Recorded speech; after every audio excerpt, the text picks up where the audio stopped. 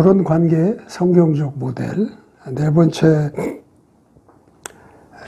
소개하는 것은 하나님께서는 어떤 사람은 독신으로 살아갈 수 있도록 은사, 복이 됩니다. 은사를 주셨다는 겁니다. 독신으로 살아갈 수 있도록 은사를 주셨다. 이게 그러니까 선물이라는 말입니다. 그리고 그렇게 사는 것은 그에게 복이라고 하는 것입니다. 현 작금의 우리 사회를 보면 독신으로 살고 있는 사람이 많죠. 독신으로 살고 있는 사람 중에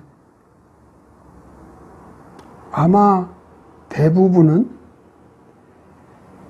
결혼 관계를 할 수 없어서, 즉, 이건 좀 표현이 어쩔지 모르겠습니다만, 어떤 조건을 갖추지 못해서 어쩔 수 없이 독신이라는 그런 모습이 있는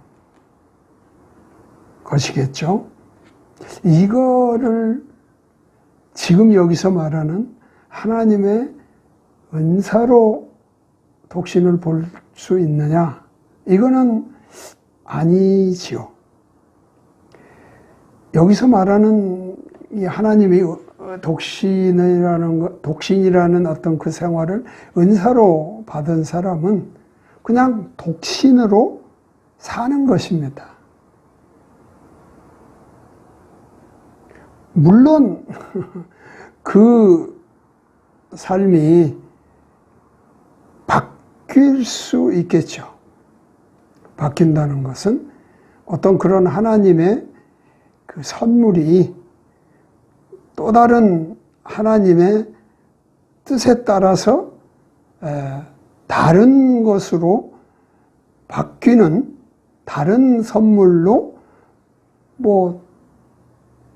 바뀌어질 수 있는 그런 가능성은 당연히 있기 때문에 그 사람이 지금 그런 독신으로의 선물을 가지고 결혼 생활을 하지 않고 독신으로 살아가는 일이 그의 생애, 평생의 길이 된다.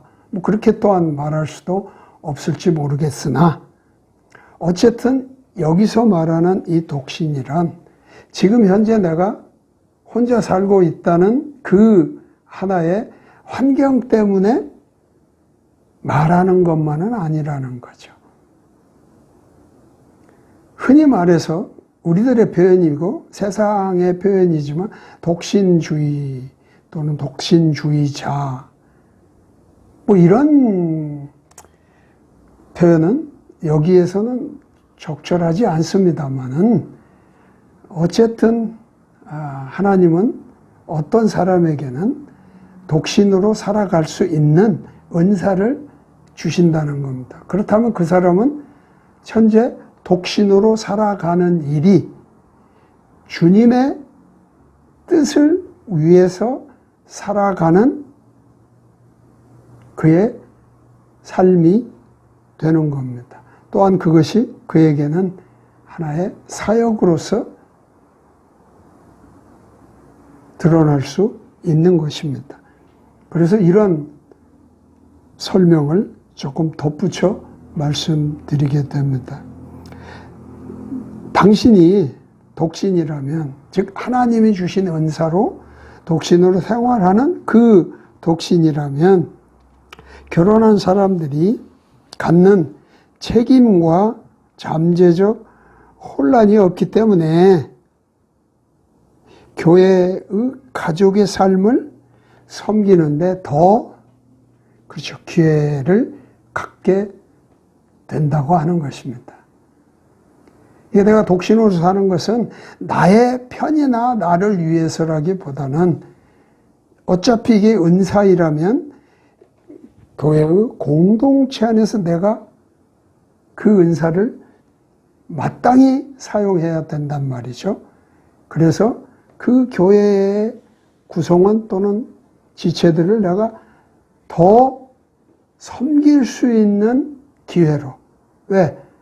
내가 결혼 생활을 안 한다면 남편을 섬길 시간 쓸 것도 없고 또는 아내를 섬길 시간 쓸 것도 없고 그 시간들을 보다 더 교회의 공동체의 지체들을 위해서 사용할 수 있는 기회로 그거를 쓸 수 있기 때문에 그의 독신은 하나님의 뜻을 따라서 사용할 수 있는 그런 매우 중요한 일이 되는 겁니다. 앞에서 잠깐 성경 구절을 읽기는 했습니다마는 고린도전서 7장 33절로 34절의 말씀을 다시 한번 32절부터 35절까지 좀 더 길게 한번 읽어보죠. 고린도전서 7장 32절로부터 35절까지의 말씀입니다. 너희가 염려 없기를 원하노라.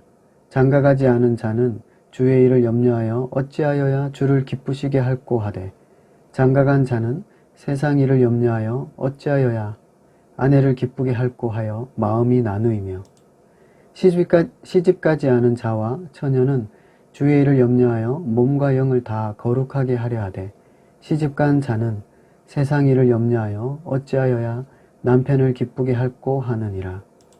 내가 이것을 말함은 너희의 유익을 위하며 너희에게 올무를 놓으려 함이 아니니 오직 너희로 하여금 이치에 합하게 하여 분노함이 없이 주를 섬기게 하려 함이라.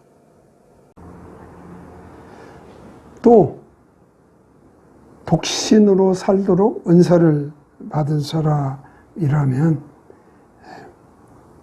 하나님께서는 현재 독신으로 있는 사람들이 독신으로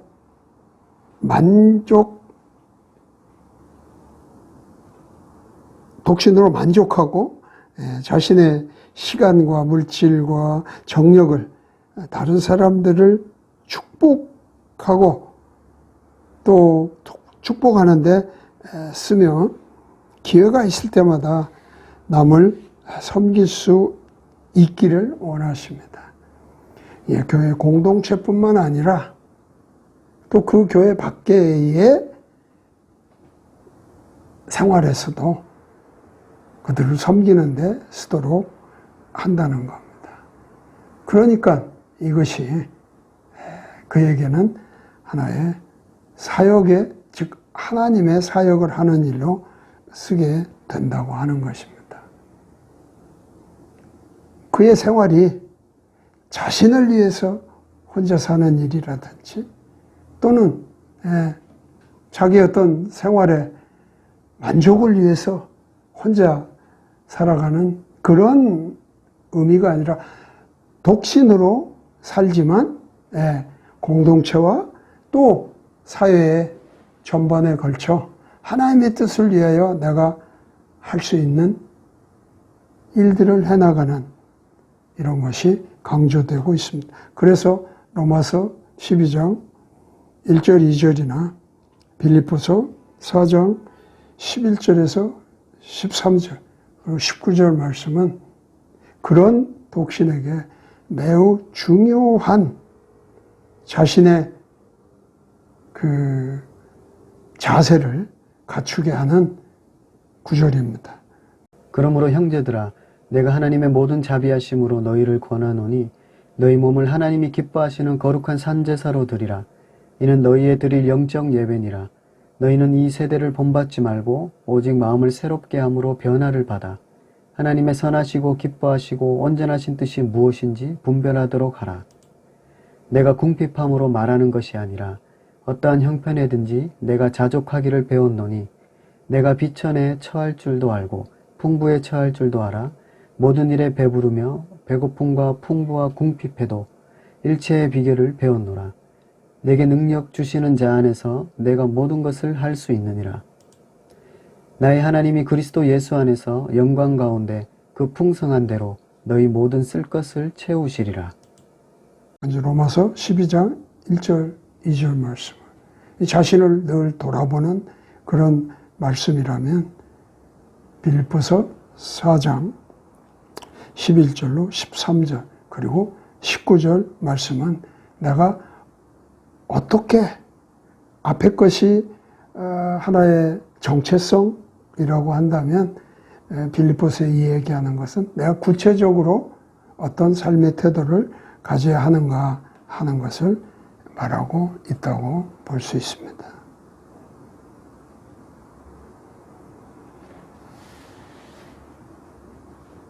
이 지금 독신으로 살아가는 일이 신앙적인 태도 또는 성경적인 기준으로 가지고 이해할 때 분명히 이것은 예수님도 독신에 대한 이야기를 했습니다. 바울도 우리가 본 것처럼 했고요. 그래서 지금 우리가 살아가는 이 세상에 독신이란 존재하는 겁니다. 그 독신으로 사는 일을 나쁘게 혹은 우리가 흔히 말하는 죄악시할 필요는 없습니다. 그러나 중요한 것은 하나님의 은혜로 선물로 받은 것이 내가 독신으로 살아가는 일이라면 믿는 자로서 하나님의 뜻에 맞게 독신임에도 불구하고 나의 삶은 결코 혼자 살고자 하는 어떤 그런 자세나 그런 태도가 아니라 하나님의 사역을 위해서 내가 독신으로 헌신하는 것이라는 것에 중요한 가르침이 있고, 우리가 흔히 지금 주변에서 보는 독신이라는 그 모습 안에는 어떻게 보면 자기중심적인 결과입니다. 아까 이 얘기한 것처럼 내가 조건과 어떤 환경이 아직 결혼을 하지 못하는 결혼의 상태에 내가 있지 않아서 그냥 어쩔 수 없이 독신으로 있는, 또는 나를 만족시키기 위해서 독신으로 그냥 지내고 싶은 이런 것들은 다 자기에게 초점을 두는 것이요, 자기중심적인 그런 태도에서 나오는 일이기 때문에 결코 성경적인 관점에서 하나님이 기뻐하시는 것은 결코 아닙니다.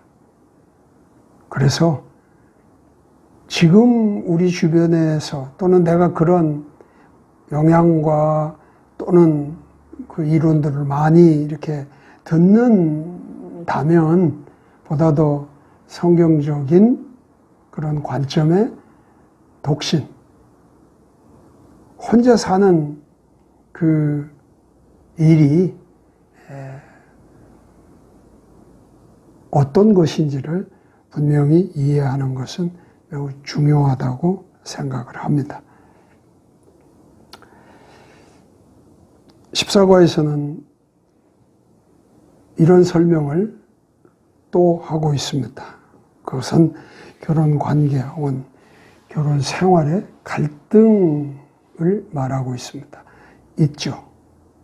결혼을 한 사람은 이것을 다 시인할 겁니다. 결혼 생활에 갈등이 있었다, 과거형으로 말하든 현재형으로 갈등이 있다 말하든,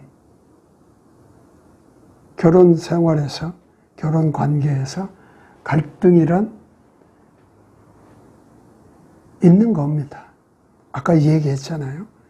결혼하기 전에 두 남자와 여자는 자기의 모든 것을 갖춘 상태에서, 이거는 굳이 외부적인 어떤 결혼할 때 조건이 아닙니다.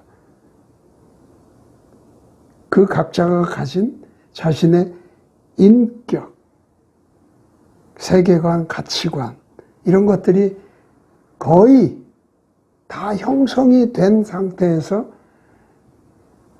두 사람이 만나고 그리고 결혼하고 결혼 관계를 유지하기 때문에 갈등은 있을 수밖에 없습니다. 그거를 어떻게 해야 하는가, 또는 그런 갈등이 있을 때 성경적으로 그것을 어떻게 다룰 것인가, 이런 것에 더 관심과 교육을 신경 쓰는 것이 더 지혜로운 삶이라고 생각을 합니다. 지금 갈등을 전혀 가지지 않는 그분만의 결혼 생활이 있다면 정말 칭찬합니다. 정말 모범적인 것이라 말할 수밖에 없습니다. 앞으로도 그런 갈등이 없도록 다시 한번 오늘 이 부분에 귀를 기울이면 어떨까 합니다. 그 갈등을 갈등이 뭐냐, 그걸 어떻게 해결하냐, 그런 구체적인 것보다는 믿는 자로서 좀 더 포괄적인 의미를 좀 얘기할 것입니다. 그 갈등의 구체적인 문제들은 꼭 그것이 결혼 관계만 그 결혼 관계의 영역에서만 갖는 건 아니죠. 다른 많은 그 문제를 일으킬 수 있는 그런 어떤 조건들이 많이 있습니다. 그래서 굳이 결혼 관계 혹은 생활에서의 갈등의 그 구체적인 문제를 다루는 것은 그리 중요하지 않다고 봅니다. 그러나 어쨌든 그 관계에서 갈등을 가졌다면 그 갈등을 좀 이렇게 보고 이렇게 풀어가도록 좀 제시를 해보려고 합니다. 먼저 이렇게 이야기를 해보도록 하겠습니다. 결혼 관계 생활의 많은 갈등은 주님을 기쁘시게 하며 살지 않고 자신을 기쁘게 하며 사는 데서 오는 것입니다. 이게 좀 갈등을 가진, 또는 지금 갈등을 가졌을 때를 반추해 보면 긍정하고 싶지 않을지도 모르지만, 그러나 분명히 그렇습니다. 결혼 관계 생활에서 기준은 뭐죠? 나를 기쁘게 하거나 상대방을 기쁘게 하는 것만을 위해서 산다면 문제가 있습니다. 결국 두 사람은, 남녀 배우자들은 주님을 기쁘시게 하는 삶을 사는 그 기초에, 그 토대에서 시작된다면 결국 자기를 기쁘게 하는 데서 살아가는 삶이 되지 않음으로 말미암아 이 갈등을 최소화 내지는 근본적으로 우리가 다루고 있다고 할 수 있습니다. 그러나 비록 어쨌든 갈등이 생겼다 하더라도 이 갈등은 해결될 수 있고, 또 성경적인 방법으로, 성경적인 방식으로 다루기만 하면 오히려 영적 성장에 기회가 될 수 있습니다. 그래서 이 갈등의 큰 틀에서 중요한 뭐라고 그럴까요? 기본을 좀 터치해 보도록 하겠습니다. 4가지를 좀 소개할 건데요. 그 중에 첫 번째와 두 번째는 인간의 방법으로 이 갈등을 다루는 것을 보이고, 세 번째, 네 번째는 하나님의 방법으로 이 갈등을 다루는 것을 보여줄 것입니다. 결국은 갈등이 생겼을 때, 갈등이 있을 때, 그거를 어떻게 다루느냐가 지금 가장 중요한 핵심이잖아요. 그 어떻게를 방법론으로 설명할 때 인간적인 방법으로 다룰 것이냐 아니면 하나님의 방법으로 다룰 것이냐 선택을 해야 됩니다. 왜냐하면 왜 이게 중요하냐면 갈등을 가져봤던 또 갈등이 지금 있는 사람들이면 쉽게 이해할 수 있습니다. 갈등이 생겼을 때 물론 지금 믿는 자들에게 이 얘기를 하고 있습니다. 믿는 내가 믿는 자인데 결혼 생활에서 결혼 관계에서 갈등이 생겼어요. 이럴 때 어떤 방법으로 그 갈등을 해결하는데 쉽습니까? 해결하는데 어떤 방법이 더 쉽습니까? 아니, 냉정하게.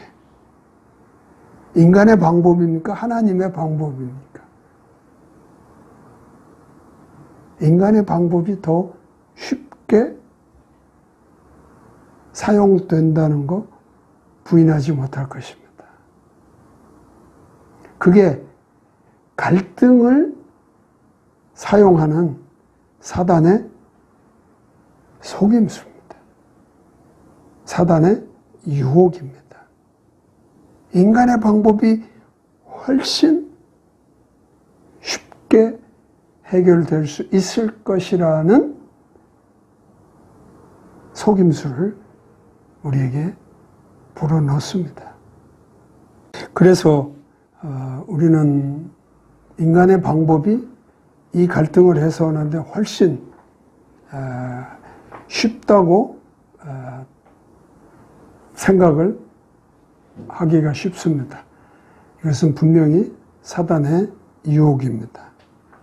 그래서 인간의 방법을 어떤 것들을 우리가 쓰고 있는지 한번 살펴보도록 하죠.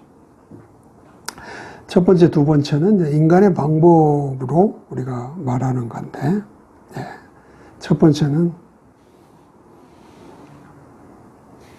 각자의 배우자들이 자기를 기쁘게 하기 위해 살면 그들은 죄를 짓고 있으면서도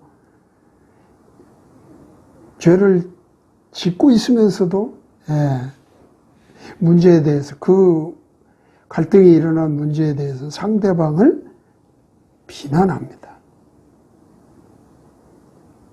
이게 인간은 그렇게 문제가 생겨서 갈등이 있을 때 상대방을 비난하는 것으로 그 문제를 해결하려고 한다는 거야. 이 쉬운 방법입니다. 그래서 그런 갈등이 생기면 어떻죠? 언성이 높아지잖아요.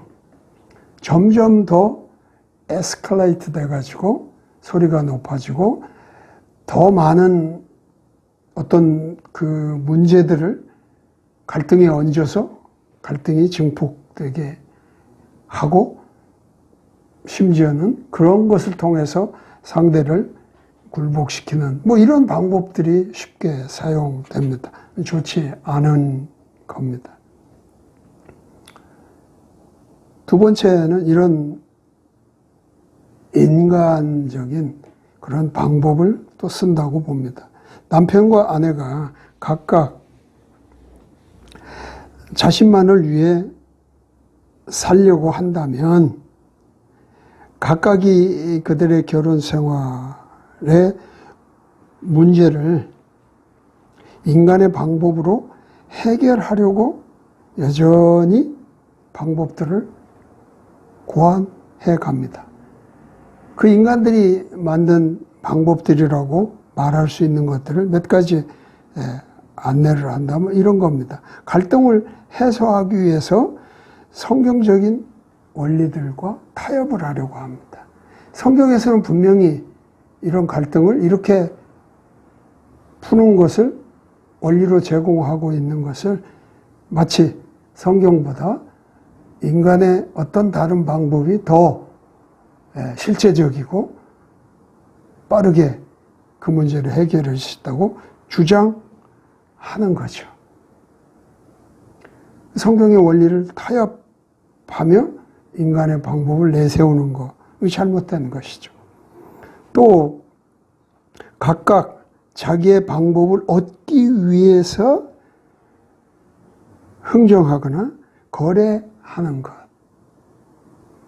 자기의 갈등을 해소하게 하는 방법으로 그것을 해결하기 위해서 상대에게 흥정하고 거래하고 뭐 이런 거는 우리가 흔히 얘기했을 때 뭐 가문이설로 좀 눈을 가리고 귀를 가리고 또 그 상대의 어떤 그 뭐라고 약점 뭐 이런 것들을 사용해서 자기의 방법을 내세워 문제를 해결하려고 한다든지 또 자존심을 높이거나 자화상을 좋게 하여 문제를 해결해 보겠다는 사실 인간적인 어떤 그 해결 방법을 통해서 이 문제들을 풀어보려고 하는 잘못된 방법들을 쓰고 있습니다. 이런 이론들은 우리가 많은 경우에 물론 이 자기대면 과정 안에서도 숱하게 이야기를 하고 있습니다만은 인간의 이론과 철학이 하나님의 그 관점과 너무 차이가 나고 인간의 철학과 이론은 결국 하나님의 관점을 무시하고 거기에서 다루고자 하는 중요한 그 포인트들을 묵살하고 이런 것을 기초로 해서 발달시켜 온 것들이기 때문에 하나님의 방법으로 사용하기에는 턱없이 부족한 겁니다. 그럼에도 불구하고 우리는 이런 인간적인 방법을 인간의 고안해낸 이론과 철학을 통해서 해결하려고 하는 그런 노력들을 한다는 것이 옳지 않은 것이라 말할 수 있습니다. 또는 다른 사람이나 다른 곳에서 만족을 찾고자 하는 그런 방법을 사용을 합니다.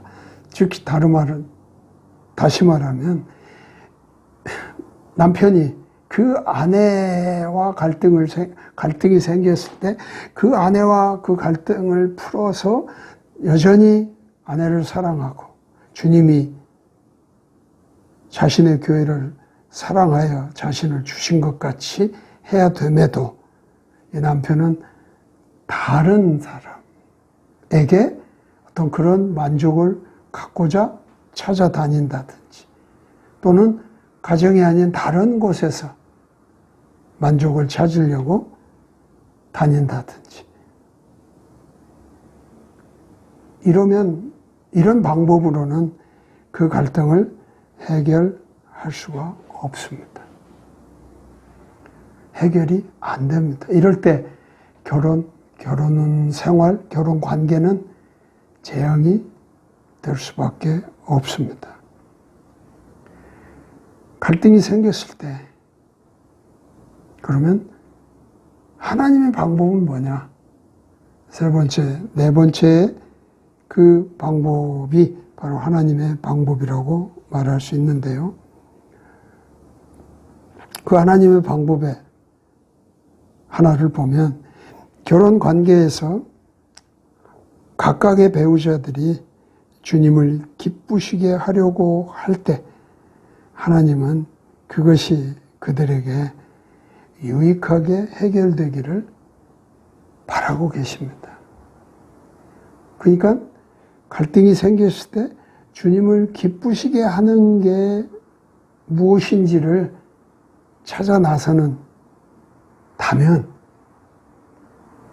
이걸 통해서 그 갈등을 통해서 하나님은 그 두 사람에게 유익하게 그걸 통해서 유익을 갖게 하시는 것이 하나님이 원하시는 바라는 거예요.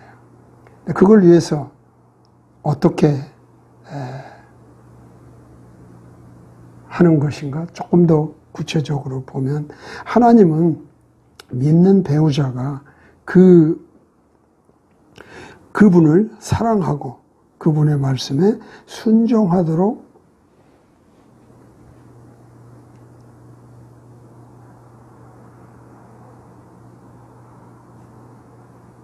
당신을 사랑하십니다.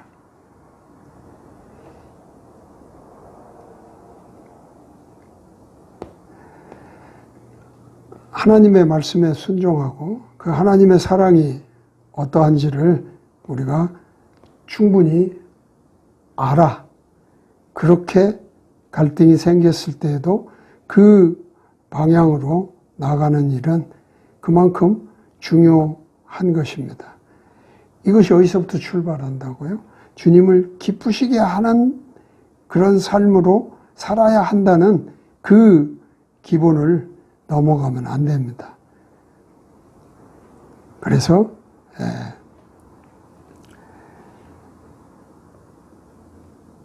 하나님의 사랑에 하나님의 말씀에 순종하는 그 일을 늘 기억할 필요가 있습니다. 그 명령을 우리가 놓치게 되면 하나님의 방법을 통하여 그 갈등을 해결하는 데 어려움을 겪게 됩니다. 또 우리가 하나님을 기쁘시게 하는 그런 삶을 살아가는 데 있어서 필요한 것이 있다면 바로 주 예수 그리스도를 통해서 베풀어 주신 하나님의 사랑에 감사하는 그런 태도를 가져야 합니다. 그리고 성경적인 방식으로 배우자를 위하여 성경적인 방식으로 그 배우자를 사랑함으로써 내가 하나님을 사랑하고 그분의 말씀을 순종하고 있다는 것을 증명해 보일 필요가 있습니다. 또 믿는 사람은 그의 배우자를 자기보다 더욱 귀하게 여겨야 됩니다.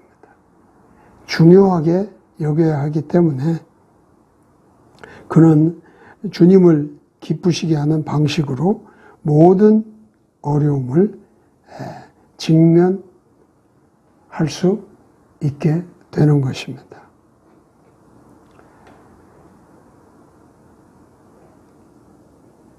결국은 이러한 그 결혼 생활에서, 결혼 관계에서 두 배우자가 갈등이 생길 수밖에 없고, 그 생기는 것을 우리가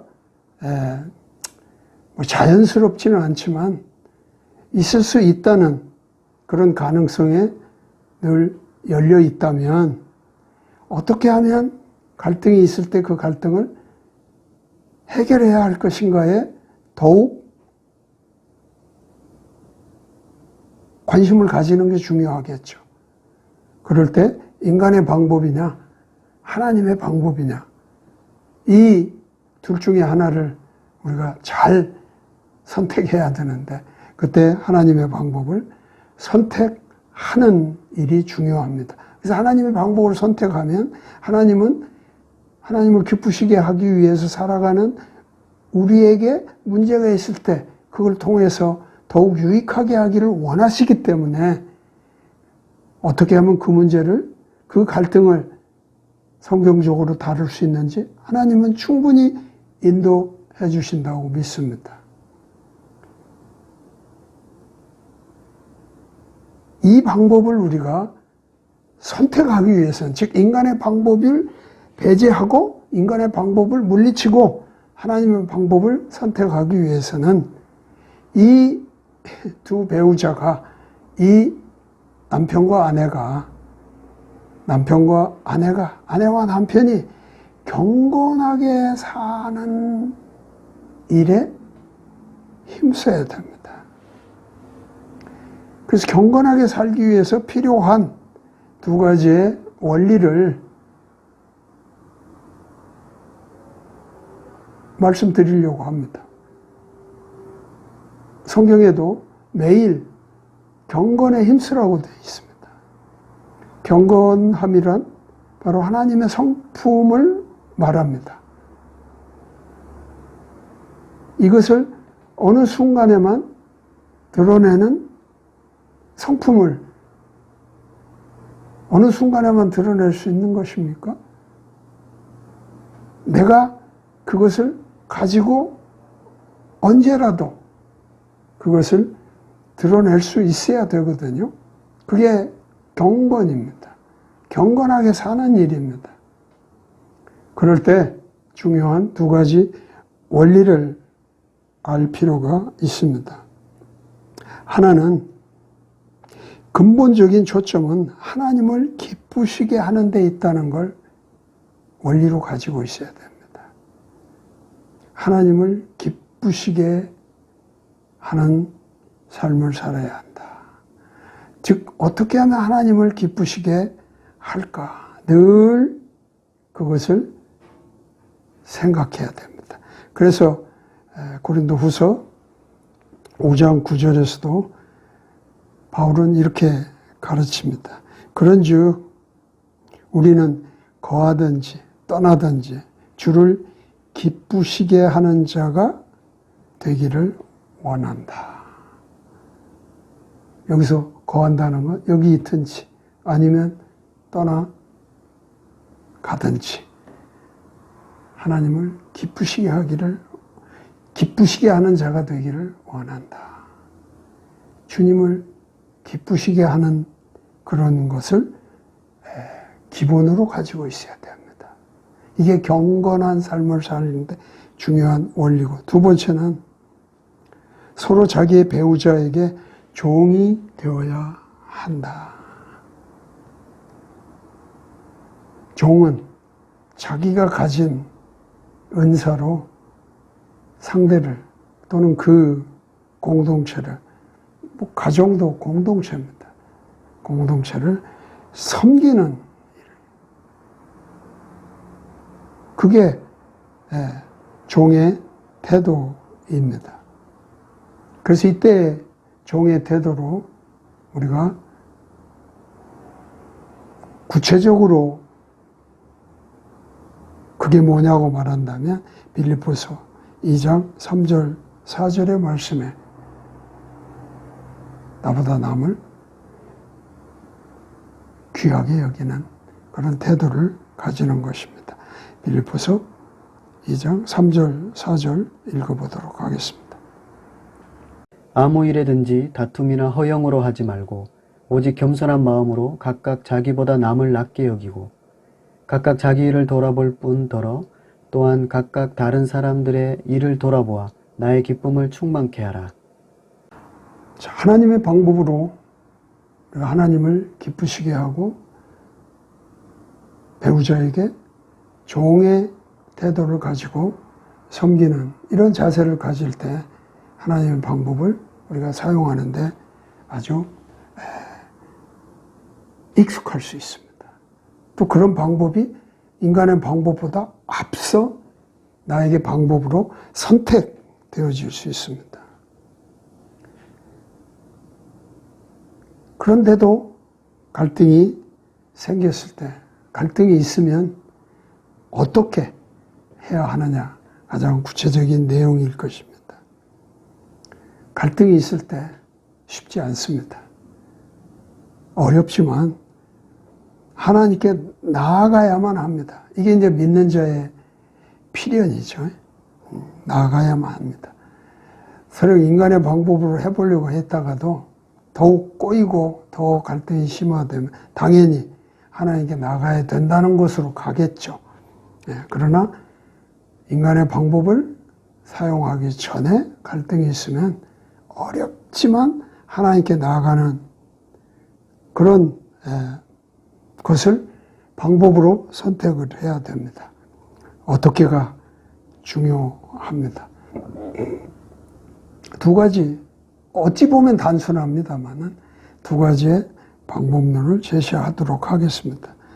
하나는 믿는 배우자들이 각각 주 예수 그리스도를 통해서 하나님께 가까이 나아가면 그들은 결국 주님 앞에 가까이 나가게 되는 겁니다. 아니, 갈등이 생겼는데 제일 좋은 그림은 두 사람이 그 갈등을 서로 이야기하면서 우리 믿는 자이기 때문에 함께 주님께 나갑시다. 이게 가장 좋은 거죠. 그런데 이 얘기했지만 갈등이 있을 때 어렵습니다. 그렇다면 다른 방법이 있어야 되죠. 둘이 기어코 같이 가야 된다고 하다가 또 그 갈등이 다른 또 국면에서 부딪히게 됩니다. 또 갈등이 또 다른 측면에서 유발되고 이렇게 돼서 어려움을 겪게 되기 때문에 우리는 그 원리, 그 기본의 원리는 인식하고 있어야 됩니다.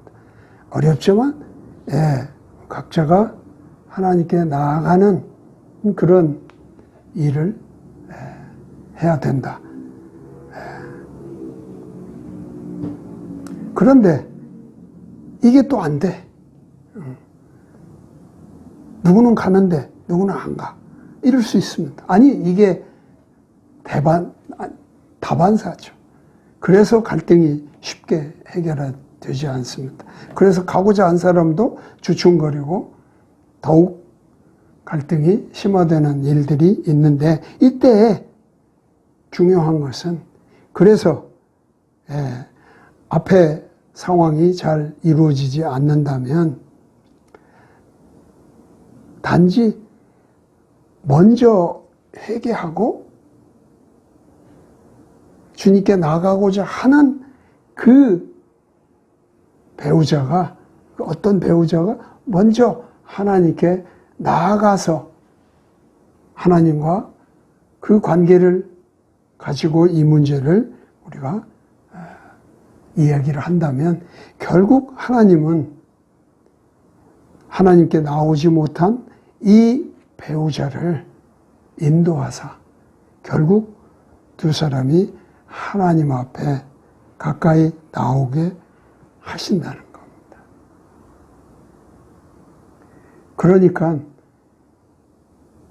내가 먼저 회개하고 하나님께 나아가고자 했을 때 상대 배우자가 그런 태도를 또는 그런 상태가 아니라면 먼저 나가서 하나님과의 관계를 통해서 그 갈등을 해결하고자 하는 일을 행하게 되면 하나님께서 그 상대 배우자를 이끌어 오신다 하는 겁니다. 이게 하나님이 갈등이 생겼을 때 그것을 푸는 방법으로 제시해 주시는 겁니다. 우리는 하나님의 관점의 원리들을 앞에서 살펴보고 이런 설명들을 진행을 했습니다.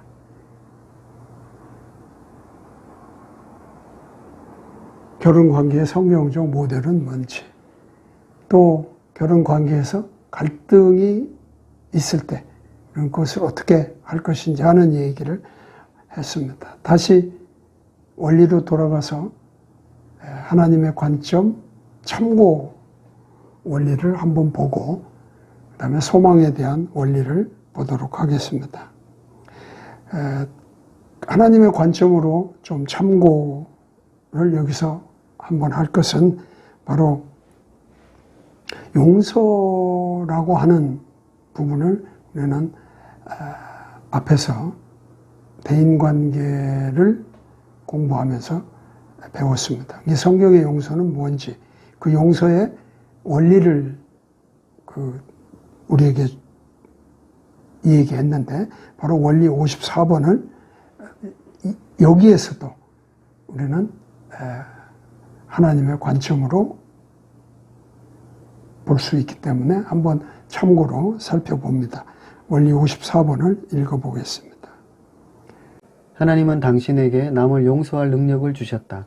당신은 원수까지도 사랑할 수 있다.